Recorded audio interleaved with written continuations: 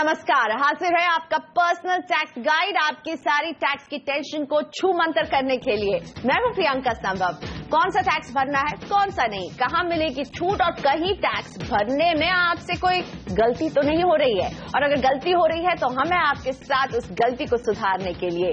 मेरे साथ हैं हमारे टैक्स एक्सपर्ट सुधीर कौशिक, जो देंगे टैक्स से जुड़े आपके तमाम सवालों का जवाब। सबसे पहले बताते हैं टैक्स गुरु का आज फोकस क्या रहने वाला है। सैलरी टैक्स पेयर्स के लिए नया फॉर्म 12BB 12BB आ गया है। क्या है ये फॉर्म, किसे भरना है, समझेंगे।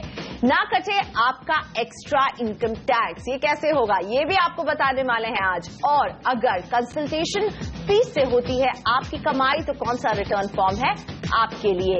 लेकिन सबसे पहले बात नए फॉर्म की। सैलरी टैक्स पेयर्स के लिए एक नया फॉर्म 12BB लॉन्च किया गया है। तो सुधीर जी समझाइए, इस फॉर्म की जरूरत किसे पड़ने वाली है, किस तरह के बदलाव अब आएंगे टैक्स पेयर्स के लिए। जी प्रियंका, जैसे हमारे यहाँ 4 करोड़ से ज्यादा कुछ लोग रिटर्न फाइल करते हैं और उसमें से लगभग 50% जो है वो सैलरीड हैं। तो ये सभी सैलरीड लोगों के लिए मैंडेटरी हो गया है कि जो अपना इन्वेस्टमेंट डिक्लेरेशन अपने एम्प्लॉयर को अभी तक करते आ रहे थे, उसका कोई स्टैंडर्ड फॉर्मेट नहीं था इनकम टैक्स डिपार्टमेंट की तरफ से। उसके लिए इन्होंने एक फॉर्म नया रिलीज किया है जो 1 जून 2016 से लागू हो रहा है, और इसमें आपको अपने HRA, LTC इनके बारे में बताना है कि ये एग्जेम्पशन क्यों दी जाएगी आपको उसके लिए अपने जो लैंडलॉर्ड है उसका पैन नंबर भी देना होगा, LTC के एक्सपेंसेस की डिटेल देनी होगी। इसी तरह से ATC डिडक्शन या कोई और डिडक्शन जो आप लेते हैं वो किस लिए ले रहे हैं, कहां कहां इन्वेस्ट करके ले रहे हैं, ये डाटा डिपार्टमेंट कलेक्ट करना चाहता है। तो 12BB एक मैंडेटरी फॉर्म कर दिया है इन्होंने, जो आपको अपने एम्प्लॉयर को देना है। अब इसमें क्या मंशा है सरकार की, क्या चाहती है सरकार। पहले जैसे 26AS में वो मैच करके बता देते थे कि आपने टैक्स नहीं जमा कराया है और वो टैक्स की लीकेज को पकड़ लेते थे। इसी तरह से आज की डेट में जिन्होंने इन्वेस्टमेंट नहीं किया है या गलत हो गया है तो उनको भी सरकार चाहती है कि मैचिंग करे और उस टैक्स लीकेज को पकड़े। तो जो लोग टैक्स इवेजन कर रहे थे इससे वो सावधान हो जाएं, उनके लिए मुश्किल है अब करना और आगे, और जो लोग नहीं कर रहे थे वो खुश हो जाएं कि टैक्स चोरों को पकड़ा जा सकता है। तो टैक्स सिस्टम को दुरुस्त बनाने के लिए ये कदम उठाया गया है। 12BB आपके सारे इन्वेस्टमेंट डिक्लेरेशन के लिए इस फॉर्म को लेकर आया है टैक्स विभाग। अब शुरुआत करते हैं अपने दर्शकों के सवालों का। मेरे साथ नागपुर से प्रकाश घेवत जी फोन लाइन पर है। नमस्ते प्रकाश, स्वागत है टैक्स गुरु में। बताइए क्या उलझन है। मेरा ऑफिस जो है मेरे घर से 20 किलोमीटर के रेंज में है, और मैं अपने घर में ही रेंटल दिखाना चाहता हूँ अपने आप को, ताकि मेरा थोड़ा टैक्स सेविंग भी हो जाए। और पापा की जो एज है मेरे 75 ईयर है, तो मुझे उनको वैसे ही पैसे देने होते हैं उनके पर्सनल खर्चे के लिए, तो मैं उनको एज एन HRA दिखाना चाहता हूँ। और मैं पापा का इकलौता लड़का हूँ और मेरे को 2 सिस्टर है और तीनों बैचलर है फिलहाल। और पापा ने विल में 2 प्रॉपर्टी दोनों सिस्टर के नाम पे कर चुके हैं, तो वो मेरे से वैसे ही पैसा लेते हैं। तो क्या मैं उस पैसे को एज एन HRA दिखा के कुछ अपना सेविंग कर सकता हूँ क्या। प्रकाश, आपने जो अपने पिताजी को रेंट अगर आप दे रहे हैं तो उसके लिए उनका घर का ओनर होना भी जरूरी है। अगर वो आज की डेट में अपनी बेटी को मकान दे चुके हैं और आप फिर भी रेंट दे रहे हैं तो आप HRA क्लेम नहीं कर सकते हैं। इस बात का ध्यान रखें कि ओनर को ही आपको रेंट देना है, तो आप अपने HRA में क्लेम कर सकते हैं डिडक्शन। इसकी कोई दिक्कत नहीं है कि आपने पिताजी को दिया है, या तो आप अपनी सिस्टर को भी रेंट दे सकते हैं। अगर वो मेजर हैं तो उनकी इनकम मानी जाएगी, अगर वो मकान की मालकिन है आज की डेट में, तो आप जरूर क्लेम कर सकते हैं HRA एग्जेम्पशन। अगला सवाल है कोलकाता से दिनेश गोपालन का। दिनेश अमेरिका की एक कंसल्टिंग फर्म के लिए काम करते हैं। उन्हें सालाना 6 लाख रुपए मिलते हैं, लेकिन उन्हें EPF, HRA, मेडिक्लेम जैसे दूसरे बेनिफिट्स नहीं मिल रहे हैं। जानना चाहते हैं कि टैक्स की देनदारी कैसे तय होगी। साथ ही वो जानना चाहते हैं कि टैक्स बचाने के लिए उनके पास क्या रास्ते बचते हैं। जी हाँ, जैसे कि आपकी 6 लाख की अगर इनकम है और कोई एग्जेम्पशंस आपको नहीं मिल रही हैं HRA वगैरह की, तो आपको लगभग 40-45 हजार रुपए के करीब टैक्स बन रहा होगा आज की डेट में, और आपका एम्प्लॉयर 3800 के आसपास आपका टैक्स मंथली बेसिस पर डिडक्ट भी करेगा। अब अगर ऐसी सिचुएशन में या तो आप एक कंसल्टेंट बन जाइए, और एक नया प्रावधान आ गया है 44DA का, उसका फायदा उठाइए। और अगर ऐसा नहीं है तो आपके पास ऑप्शंस बहुत लिमिटेड हैं कि आप ATC में इन्वेस्ट करेंगे 1,50,000 तक, और 50,000 NPS में कर सकते हैं। तो 2 लाख तक आप इन्वेस्ट कर सकते हैं अगर आपका सैलरी स्ट्रक्चर नहीं चेंज हो सकता है तो। पर ज्यादा अच्छा है कि आप अपने एज ए कंसल्टेंट अपने कंपनी के साथ रिक्रूट करें कॉन्ट्रैक्ट एम्प्लॉय की तरह, और 50% जो आपका 6 लाख में से सीधा सा डिडक्ट हो जाएगा बिना किसी इन्वेस्टमेंट के। तो बाकी 3 लाख पर आपकी टैक्स की लायबिलिटी बहुत कम होगी, और सिर्फ 50,000 रुपए अगर आप उसमें ATC में इन्वेस्ट करेंगे तो टैक्स 0 हो जाएगा। तो बेहतर है कि आप एज ए कंसल्टेंट हो जाएं अगर आपका सैलरी स्ट्रक्चर चेंज नहीं हो सकता है तो। हैदराबाद से पुष्पा जी हैं हमारे साथ फोन लाइन पर। नमस्ते पुष्पा, पूछिए अपना सवाल। नमस्ते जी, मैं अभी मैरिड हूँ, मतलब मैरिज होके मेरे को 4 मंथ्स हुआ है, और मैं मेरे फादर की इकलौती मतलब डॉटर हूँ। तो अभी उनका स्टॉक मार्केट में थोड़े बहुत शेयर्स पड़े हुए हैं, तो वो मेरे अकाउंट में एज अ गिफ्ट ट्रांसफर कर रहे हैं, अभी करना चाह रहे हैं। तो मैं ये पूछना चाह रही थी कि कुछ टैक्स कट होता है या फिर और कोई प्रॉब्लम्स आता क्या उससे? पुष्पा जी, बहुत अच्छी बात है कि आपके पिताजी ने ऑलरेडी इक्विटी में कुछ इन्वेस्ट किया है और आपको गिफ्ट करना चाहते हैं, इसमें कोई दिक्कत नहीं है। और मैं ये मान रहा हूं कि शायद ये शेयर्स लिस्टेड हैं। अगर आपके पास जो शेयर्स लिस्टेड होते हैं वो 1 साल के बाद वैसे भी बेचने में कोई टैक्स लगता नहीं है, पर अभी क्योंकि वो सेल नहीं कर रहे हैं और सिर्फ आपको ट्रांसफर कर रहे हैं तो शेयर्स, तो गिफ्ट करने में कोई भी लिमिट भी नहीं है। वो चाहे तो 1 करोड़ या किसी भी अमाउंट के कर सकते हैं, कोई लिमिट नहीं है, और अपने ब्लड रिलेटिव को कर सकते हैं ऐसा। जब आप ये शेयर्स बेचेंगे बाजार में, जब आपकी जरूरत होगी, तब आपको टैक्स लग सकता है। लेकिन अगर ये लिस्टेड शेयर्स हैं जिन पर STT पेड है तो तब भी आपको टैक्स नहीं लगेगा। अगला सवाल राजन मित्रा का। राजन जी अपने पिताजी के लिए सवाल पूछ रहे हैं। इनके पिताजी के पास एक बंगला है जो कि 1.5 करोड़ रुपए में वो बेचना चाहते हैं। ये बंगला 1984 में बनना शुरू हुआ था और धीरे धीरे तैयार हुआ है। अब इनके पिताजी ये बंगला बेचकर 2 फ्लैट खरीदना चाहते हैं जिनकी कीमत 1 करोड़ 20 लाख होगी। राजन जानना चाहते हैं कि क्या इनके पिताजी को इसके लिए कैपिटल गेन टैक्स की छूट मिल सकेगी? राजन, ऐसा है कि सबसे पहले हमें ये 3 आपने बताया 1984 या 1991 जो आपने पैसा जब घर बनाने में लगाया है या उसकी इंप्रूवमेंट करने में जो आपने इन्वेस्ट किया पिताजी ने, तो उसकी एक कैपिटल गेन इंडेक्स होता है, कॉस्ट इन्फ्लेशन इंडेक्स।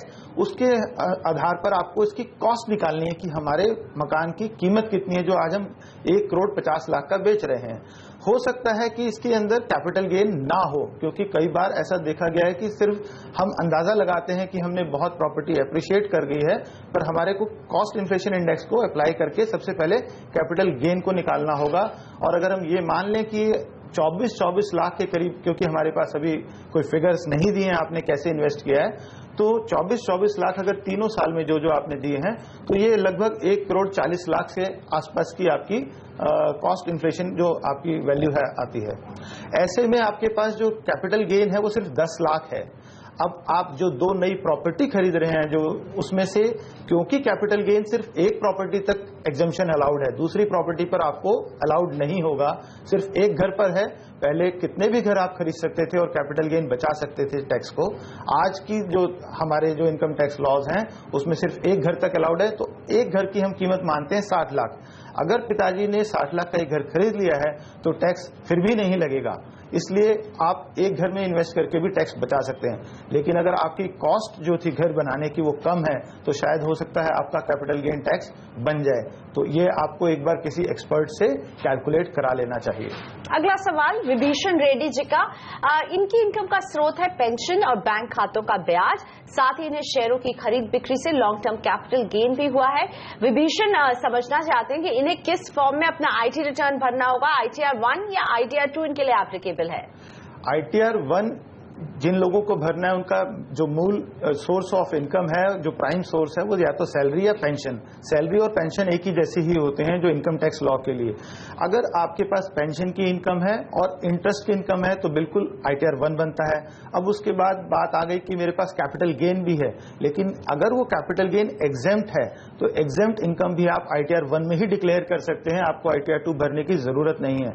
लेकिन अगर आपके पास मल्टीपल हाउस प्रॉपर्टी होती या आपके पास कोई कैरी फॉरवर्ड लॉस होता तो आपको ITR 2 भरना था, तब आप ITR 1 नहीं भर सकते हैं। या फिर आपकी एग्रीकल्चर इनकम 5,000 रुपए से ज्यादा है, तब भी आप ITR 1 नहीं भर सकते हैं।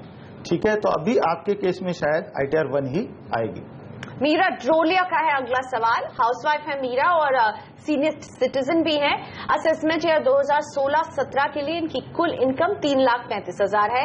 इन्होंने इसमें से 30,000 रुपए ELSS में लगाए हैं। इनकी टैक्स देनदारी बनती है 500 रुपए, लेकिन वो भी माफ हो जाएगी क्योंकि सालाना इनकम 5 लाख से कम है। तो समझना ये चाहती हैं, सब जानती हैं, फिर भी पूछ रही हैं कि क्या टैक्स रिटर्न इन्हें भरना चाहिए, और वैलिड सवाल है क्योंकि अगर टैक्स लायबिलिटी बिल्कुल निल है तब भी रिटर्न भरें क्या सुधीर जी? जी हाँ, टैक्स रिटर्न भरने के लिए जरूरी नहीं कि आपको कोई और टैक्स पे करना है या आपके पास टैक्स बनता था या नहीं बनता था। टैक्स जो रिटर्न फाइल करना है उसके लिए बेसिक एग्जम्पशन की एक लिमिट होती है जो कि 60 साल से कम के लिए 2.5 लाख रुपए है, 2,50,000। अगर आपकी ग्रॉस टोटल इनकम जो है वो 2.5 लाख से ज्यादा है, यानी कि 80C डिडक्शन से पहले या और किसी 80G की डिडक्शन से पहले, तो आपको रिटर्न फाइल करना मैंडेटरी है, चाहे आपकी कोई टैक्स लायबिलिटी ना हो। तो इनके केस में क्योंकि इन्होंने ELSS के थ्रू अपना टैक्स बचा लिया है तो टैक्स की देनदारी तो नहीं है, पर रिटर्न फाइल करना मैंडेटरी है और वो रिटर्न 31 मार्च 2017 तक कभी भी फाइल कर सकते हैं। जल्दी फाइल करने में समझदारी है, लेकिन रिटर्न जरूर फाइल करें। मीरा, बिल्कुल। बहुत वैलिड सवाल आपने पूछा था और आप जरूर फाइल करें। लेते हैं एक ब्रेक यहाँ पर, ब्रेक के बाद बताएंगे क्या रखें ध्यान कि ज्यादा टैक्स आपका ना कटे। तो एक्स्ट्रा टैक्स जो आप अदा कर रहे हैं उसको बचाने के तरीके हम आपको टैक्स गुरु में आगे बताने वाले हैं।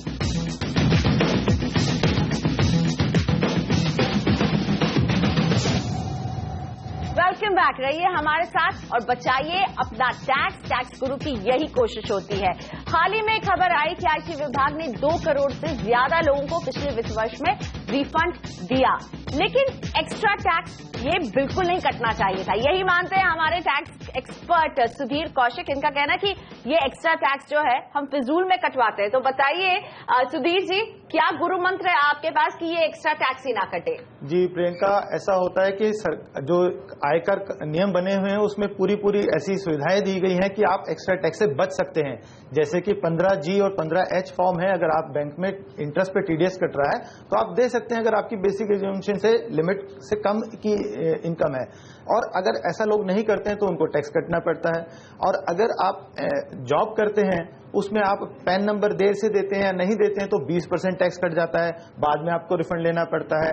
इसी तरह से आप अपने आयकर अधिकारी के पास जाकर के अगर आपका टैक्स नहीं बनता है और पिछले 3 सालों से आप रिफंड क्लेम कर रहे हैं तो आप उनको भी निवेदन कर सकते हैं, उनको भी एप्लीकेशन दे सकते हैं कि सर मेरा टैक्स लोअर रेट से कटे या ना कटे, 0 हो जाए। और इनकम टैक्स ऑफिसर जो आपसे वार्ड में है उसके पास पूरे अधिकार हैं कि वो आपको ऐसा सर्टिफिकेट दे सकता है। अगर आपको ऐसे सर्टिफिकेट मिल गया तो जिसने डिडक्ट करना है टैक्स उसकी लायबिलिटी खत्म हो जाती है। वो सर्टिफिकेट की कॉपी आप उसको दीजिए और अपने TDS से बच जाइए।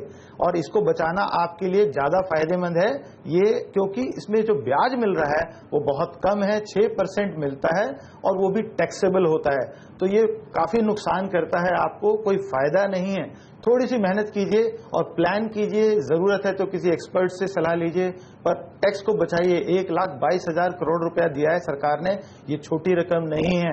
इसको आपको बचाने में मदद करनी है, अपने लिए, अपने परिवार के लिए। मथुरा से मनीष अग्रवाल हमारे साथ है। नमस्ते मनीष जी, पूछिए अपना सवाल। Good afternoon sir. एक्चुअली मैं ये जानना चाहता हूँ कि मेरी एक प्रॉपर्टी थी जो मेरे चाचा जी और मेरे भाई के नाम थी, वो मैंने सेल आउट की। तो चाचा जी और भाई के पैसे में आके मैंने उसमें टैक्स जमा करा दिया और उनकी रिटर्न फाइल हो गई है और उसमें असेसमेंट भी हो गया है। क्या मुझे अब वो टैक्स वापस मिल सकता है? वो जगह एग्रीकल्चर लैंड है। जो एग्रीकल्चर लैंड है उसकी सेल पर वैसे तो कोई टैक्स लगता नहीं है। ये मान लें कि वो म्यूनिसिपल के जो हमारा एरिया है उसके बाहर है। अगर आपने रिटर्न फाइल कर दी है और उसमें गलती से आपने टैक्स जो था वो नहीं देना था दे दिया है, तो उसके लिए अगर वो रिटर्न इन टाइम फाइल हुई है, यानी कि ड्यू डेट से पहले 7 सितंबर 2015 से पहले अगर आपने फाइल कर दी थी तो आप रिवाइज रिटर्न फाइल कर सकते हैं, अपने क्लेम को वापस ले सकते हैं, आपका टैक्स वापस आ जाएगा। अगर आपने रिटर्न देर से फाइल की है, यानी कि 7 सितंबर 2015 के बाद, तो आपको अपने जो वार्ड हैं वहां के कमिश्नर को जाकर के मिलना होगा और अपनी सिचुएशन बतानी होगी विद डॉक्यूमेंट कि ऐसा ऐसे प्रॉपर्टी सेल हुई है और ऐसे ऐसे रिटर्न लेट फाइल हुई है, मैंने एक्स्ट्रा टैक्स पे कर दिया है। यहां पर कमिश्नर के पास अधिकार है कि अगर आपकी जायज कहीं ना कहीं कोई गलती हुई है और वो अनजाने में हुई है तो वो आपको हो सकता है कि छूट मिल जाए और फिर से रिटर्न फाइल करने की परमिशन दे दें। अगर परमिशन मिलेगी रिटर्न फाइल करने की तो ही आपको रिफंड मिलेगा। अगर आपको कमिश्नर को लगा कि ये नहीं हो सकता है तो वो आप रिटर्न फाइल नहीं कर पाओगे और आपको रिफंड नहीं मिलेगा। तो आपको जाना पड़ेगा शायद कमिश्नर के पास अपने एरिया के। अगला सवाल कर्नल एनबी सिंह का है, जो सेना से एक रिटायर्ड डॉक्टर हैं। इन्हें पेंशन मिलती है, साथ ही ये अपने घर पर मरीजों को देखते हैं, जिससे उन्हें सालाना करीब 1.5 लाख रुपए की कमाई भी हो रही है। जानना चाहते हैं कि इस कमाई को वो किस तरह अपने रिटर्न फॉर्म में दिखाएं और कौन सा रिटर्न फॉर्म कर्नल सिंह को भरना होगा। मिस्टर सिंह, अगर आप रिटायरमेंट के बाद कुछ अपने आप को व्यस्त करने के लिए जो भी काम कर रहे हैं, क्योंकि वो शायद मेडिकल प्रोफेशन से रिलेटेड है, जो कि इनकम टैक्स के एक्ट के अंदर एक स्पेसिफाइड प्रोफेशन है। स्पेसिफाइड प्रोफेशन की इनकम को आप चाहे तो या तो ITR 4 फाइल करते थे अभी तक, जो हमारा जो वित्त वर्ष गया है, जो अब करंट जो फाइनेंशियल ईयर है, इसमें एक सुविधा मिल गई है कि आप 4S फाइल कर सकते हैं डीम्ड इनकम की तरह, लेकिन इसे किसी भी और इनकम में नहीं जोड़ सकते। आप अदर सोर्स में या कहीं और दिखाना चाहें, ऐसा नहीं है। ना ये सैलरी है ना ये अदर सोर्स की इनकम है। ये आएगी या तो ITR 4 में या ITR 4S में। पिछले साल की इनकम थी तो ITR 4 फाइल कीजिए। अगर आप इस वित्त वर्ष की बात कर रहे हैं जो चल रहा है 2016-17, तो इसको आप 4S में डिक्लेयर कर सकते हैं। और अगला सवाल पूछने के लिए जयपुर चलना होगा, क्योंकि जयपुर से जगन्नाथ सिंह लोढ़ा जी हमारे साथ हैं। नमस्ते सर, बताइए क्या परेशानी है। उम्मीद करते हैं कि हमारे टैक्स एक्सपर्ट आपकी मदद कर पाएं। बिल्कुल मैडम, नमस्कार। नमस्कार। मेरी डॉटर ग्रीन कार्ड होल्डर है, USA में रह रही है। हाँ जी। वो अपनी प्रॉपर्टी इंडिया की बेचकर वहाँ मकान खरीदना चाहती है। अच्छा जी। तो उसमें जो भी पैसा आता है वो पार्शियली इन्वेस्ट वहाँ कर सकती है या फुल इन्वेस्टमेंट वहाँ करना पड़ेगा। हाँ जी। दूसरा, ये इस पैसे से अगर वो वहाँ प्रॉपर्टी खरीदिए तो क्या इंडिया में भी उसको टैक्स देना पड़ेगा और अमेरिका में भी टैक्स देना पड़ेगा? जी लोधा जी, आपका और तो कोई इसमें सवाल नहीं। जैसे अगर वो प्रॉपर्टी इंडिया में है तो वो सोर्स ऑफ जो इनकम है उनका इंडिया हो गया, चाहे वो अमेरिका में रहती हैं चाहे वो नॉन रेजिडेंट है। तो नॉन रेजिडेंट की जो भी सोर्स ऑफ इनकम इंडिया से है उस पर उसको टैक्स देना पड़ता है इंडिया में। US लॉज के हिसाब से भी शायद देना पड़ता है। आप वहां के एक्सपर्ट से राय लें, ज्यादा अच्छा होगा। तो यहां पर प्रॉपर्टी सेल करेंगे तो उनको टैक्स तो देना होगा, उसकी कंप्यूटेशन होगी क्या वो कैपिटल गेन बनता है और कितना है। अब अगर वो चाहते हैं कि ये पैसा बाहर ले जाएं तो टैक्स पे करने के बाद वो पैसा बाहर ले जा सकते हैं, उसमें कोई दिक्कत नहीं है। जितना भी टैक्स यहाँ बनता है या तो वो पे करें या उसको बचाने के लिए कैपिटल गेन सेविंग बॉन्ड्स हैं या कुछ इस तरह की इन्वेस्टमेंट्स हैं, या यहाँ पर घर खरीदें। अमेरिका में घर खरीदेंगे तो टैक्स नहीं बचेगा। उनको घर खरीदना है तो यही अपने लिए खरीदना होगा अपने नाम से, तभी टैक्स बचेगा, किसी और के नाम से भी नहीं। वक्त हो गया ब्रेक का। ब्रेक के बाद जानिए लीव इनकैशमेंट पर कट गया TDS, तो कैसे आप इसका रिफंड क्लेम कर सकते हैं।